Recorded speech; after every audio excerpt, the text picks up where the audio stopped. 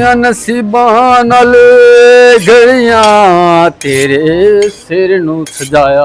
ਉਹ ਗਾਹਕ ਨਹੀਂ ਆ ਰਿਹਾ, ਉਹ ਸਬਜ਼ੀ ਵੀ ਵਿਕ ਰਹੀ, ਸਭ ਕੁਝ ਵਿਕ ਰਿਹਾ, ਪਤਾ ਨਹੀਂ ਉਹ ਗਾਹਕ ਮੇਰੇ ਕੋਲ ਪਹੁੰਚ ਨਹੀਂ ਰਿਹਾ।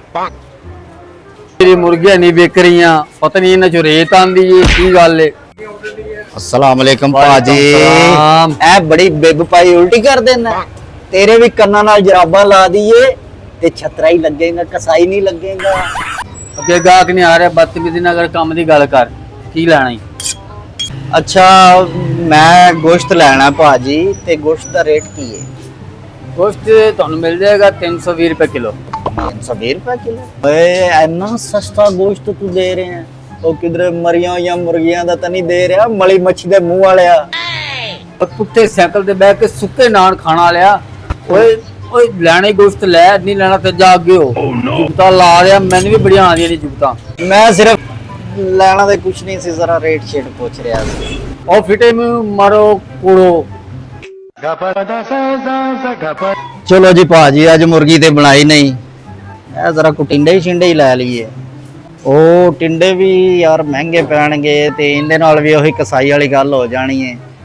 ਉਹ ਮੈਂ ਤਾਂ ਕਹਿੰਦਾ ਉਸਤਾਦ ਜੀ ਆਲੂਆਂ 'ਚ ਸ਼ੋਰਾ ਪਾ ਲਈਏ। ਅੱਛਾ ਬਸ ਫਿਰ ਸ਼ੋਰਾ ਜਾਣੇ, ਆਲੂ ਜਾਣੇ ਤੇ ਬਾਲ ਜਾਣੇ ਆਪੇ ਟੁੱਬੀਆਂ ਮਾਰਦੇ ਰਹਿਣਗੇ।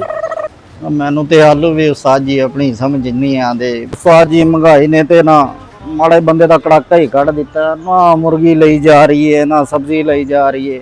ਆ ਚੱਲਨੇ ਆ ਕਰਿਆਨੇ ਵਾਲੇ ਕੋਲ, ਦਾਲ ਸ਼ਾਲ ਦਾ ਹੀ ਅੱਜ ਬੰਦੋਬਸਤ ਕਰਨੇ ਆ। अस्सलाम वालेकुम ਭਾਜੀ, ਕੀ ਹਾਲ ਹੈ? ਵਾਲੇਕੁਮ ਸਲਾਮ, ਠੀਕ ਹੈ ਜਨਾਬ, ਸ਼ੁਕਰ ਅੱਲਾਹ ਦਾ। ਭਾਈ ਜੀ ਦਾਲ ਦਾ ਕੀ ਰੇਟ ਹੈ?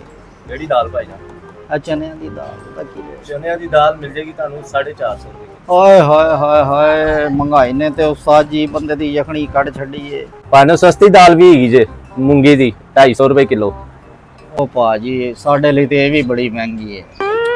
ਨਾ ਤੇ ਅਸੀਂ ਮੁਰਗੀ ਖਾ ਸਕਦੇ 350 ਰੁਪਏ ਕਿਲੋ, ਨਾ ਅਸੀਂ ਆਲੂ ਲੈ ਸਕਦੇ, ਤੇ ਨਾ ਇਹ 200-250 ਜਿਹੜੀ ਤੁਸੀਂ ਕਹਿ ਰਹੇ ਹੋ ਦਾਲ, ਨਾ ਅਸੀਂ ਉਹ ਲੈ ਸਕਦੇ।